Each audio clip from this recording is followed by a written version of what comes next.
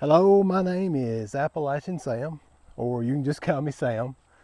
And I thought it would be a good idea to just jump on here today and kind of do an introduction video because I have not really done that before on TikTok or YouTube or over on Instagram or anything. So I thought, you know what, might be a good idea just to jump on and do that. Well, like I said, my name's Sam, and I grew up and live here in the Appalachian Mountains of eastern Kentucky. It's a really small town, just really close. The largest town next to us is London, Kentucky. You might know it if you follow any Kentucky news because they've been having some trouble with their politics on the city level. But yeah, that's the closest bigger city, and that's definitely not a big city by no means. But and if you are brand new to my channel, which most likely you might be, because I really don't do these types of long form videos, but I want to start. What I have been doing is YouTube Shorts, and then I've got a little following over on TikTok where I mostly do all things Appalachia. Like I'll talk about the Appalachian language, Appalachian dialect, the different words and phrases that we use here that a lot of people outside this area don't use. But I also will talk about our culture, like our foods and what we do and how we grew up, some interesting stories like that. I know I have been trying to get my mom on camera to talk about some stories of back when she was growing up here, because she has told me some that are kind of amazing. They really went through it back then. For instance, she was probably up until a teenager before she got plumbing in her house. So she would talk about and tell me how she would have to have an outhouse. And this is something that you think you would see like on Little House in the Prairie. No, this is my mom and her generation here in eastern Kentucky that had to do this. And she would go out to the outhouse and use the outhouse. And she would joke, but she was serious, that they would use a Sears Roebuck catalog sometimes. Oh, she's gonna get so mad at me for saying that, but that's the truth.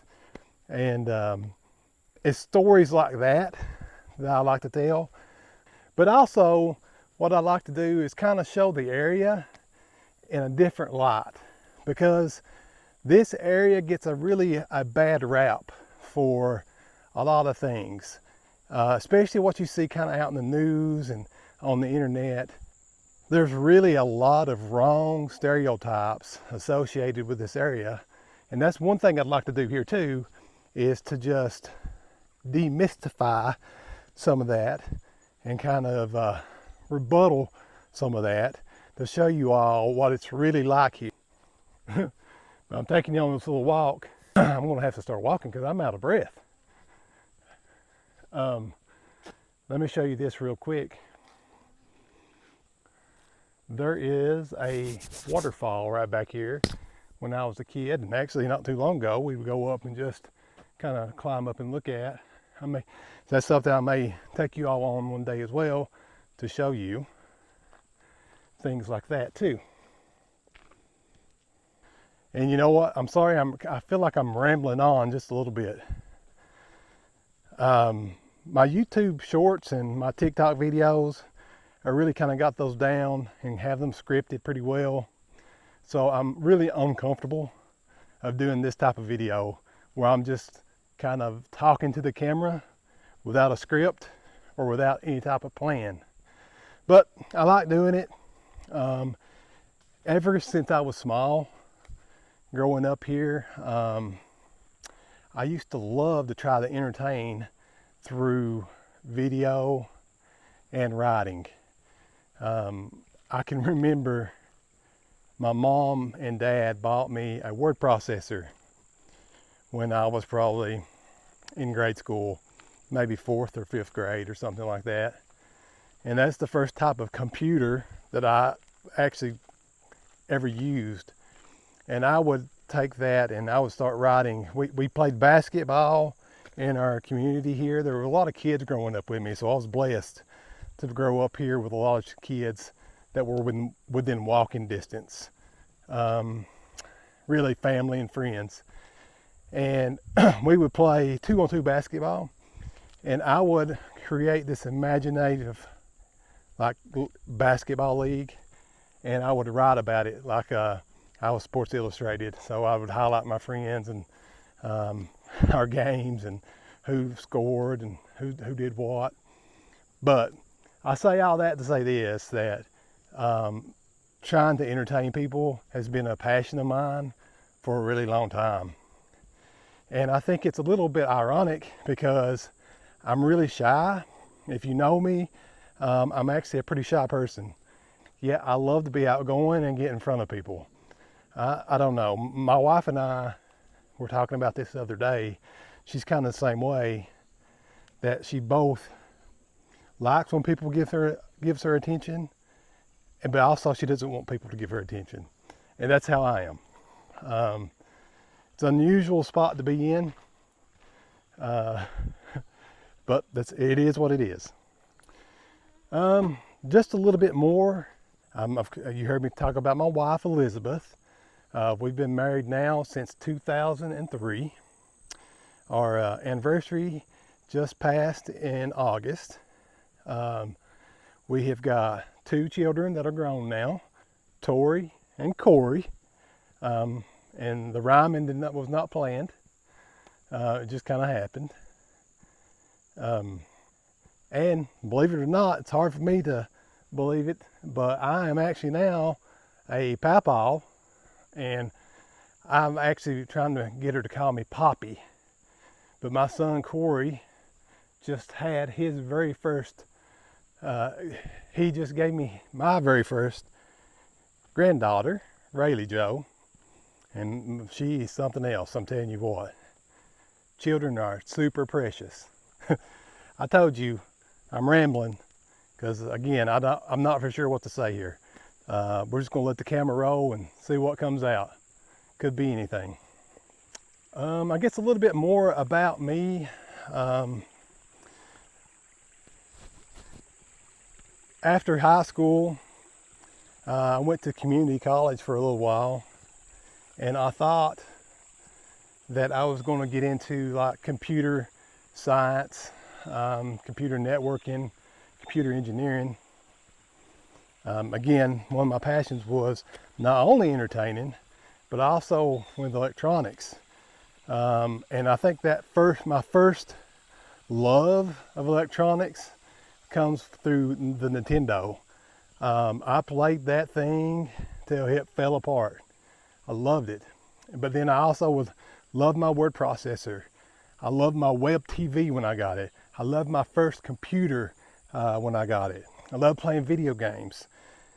And then once I got my computer, I loved to learn how to do Photoshop.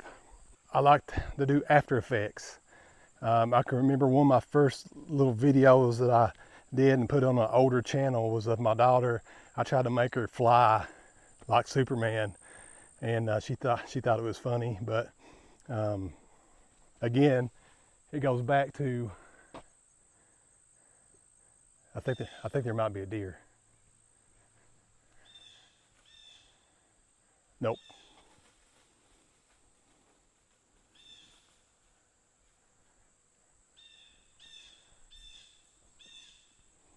I don't know what it was. Either a deer or a coyote. It's something big, but I scared it.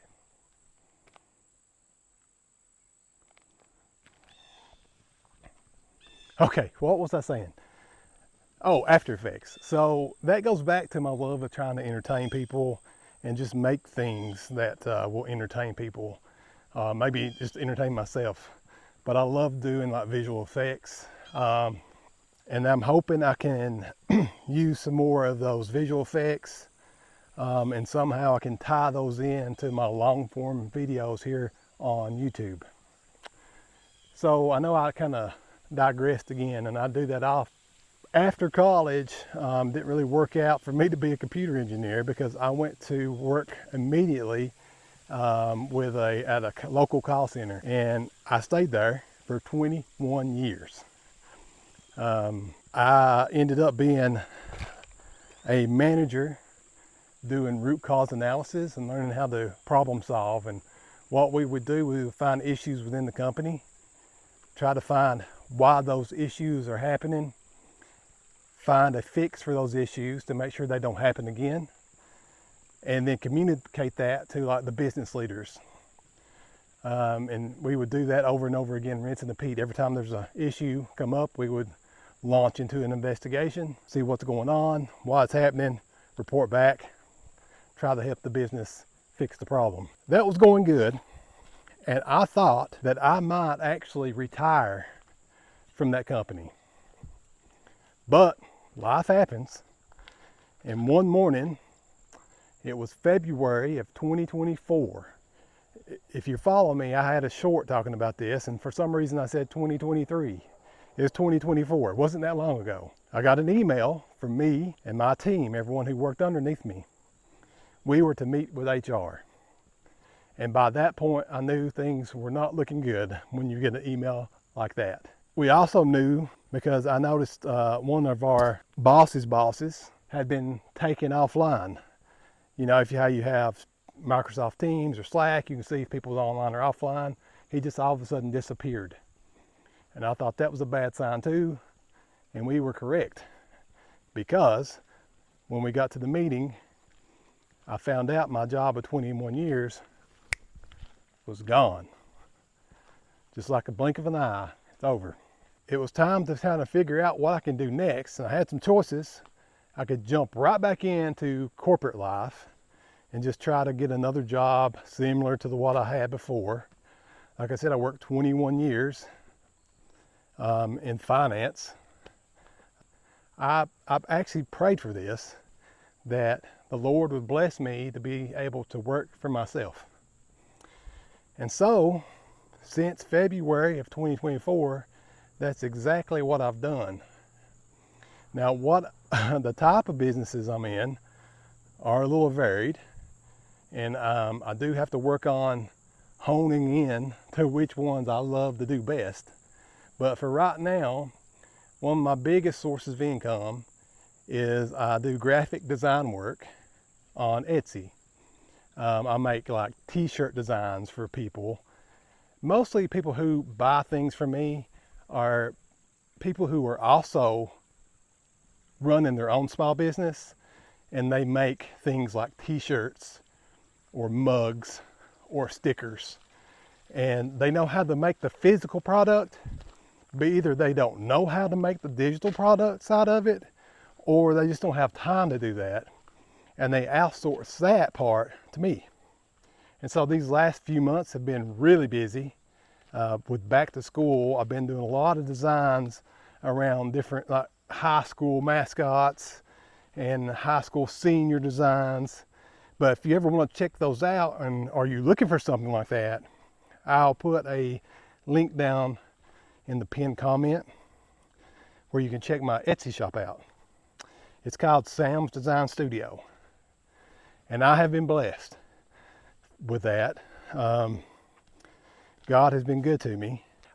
I think our sales just passed 75,000 orders. So we have been really blessed with that. Other than that, I run a couple of social media sites on Facebook and some other places where I get, I've been blessed enough to have an income on there as well. And then I do freelance work. So anything that has really to do with what I did in corporate America, only I'm doing it for myself. I'm not an employee of any company, but I will work for them as a 1099 employee, or I just do as per jobs for them. Either it's projects or doing reviews for companies to make sure their systems are being trained correctly. things like that. And then, of course, I'm blessed to have my TikTok videos on Appalachian Sam to have been doing really well, and God has blessed me on there as well. And then one thing I have always really wanted to do since it started was to have a YouTube channel. And with YouTube Shorts, it allows you to go on there and create things without a lot of the time and effort that you need for these longer form videos, which is great. But I also have a passion for these longer form videos. And what I would love to do is start making these for you all too. And like I said before, I live right here in the Appalachian Mountains.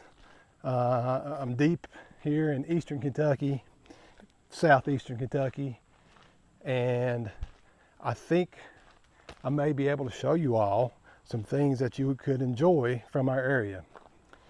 Plus, what I like to do is just show you a little bit of our life here. Just have some fun videos. Just have videos on different topics, but everything kind of be tied back to Appalachia. All right, so I have rambled on and on. So here's what I ask you to do. If you like this sort of video, let me know what are some things that you would want to see from me on these long form videos. Whether it be, would you like me to just take you on a road trip down some of these hollers? Would you like me to get out and walk and talk to some people like this? Would you like me to just talk about the culture and the languages, the different words? You let me know. So leave me a comment below. Let me know what you would be interested in seeing. And so I think I'll leave you all with this. Oh, and then also make sure you do all the things that all the YouTubers tell you to do. Like and subscribe and do all that stuff. Because it does help a lot. It helps show that you're interested in it. And that clues in YouTube that other people that have similar interests to you might like the video as well.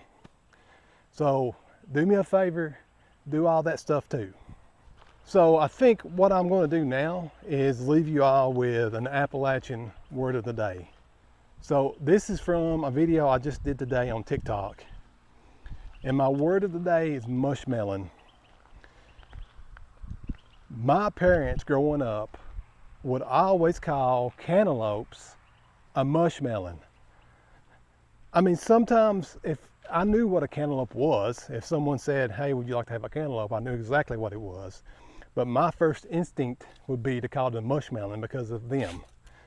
And it's so interesting how people outside this area, that really baffles them why we would call it a mushmelon. I had so many comments on that video that I had actually originally done a couple months ago that people just had not ever heard of that. And it's things like that I like to talk about. So here I am rambling again. I'll go ahead and now cut this off. Now, with these long form videos, I have watched a lot of people and they all have like a catchphrase. I have no idea what my catchphrase should be. I don't want to just copy off someone. Celebrating Appalachia is one of my all-time favorite Appalachian channels to watch. She always says, thanks for helping us celebrate Appalachia. So leave me something down in the comments. What should my catchphrase be to end these videos? I think until I find one, I'm just going to do this.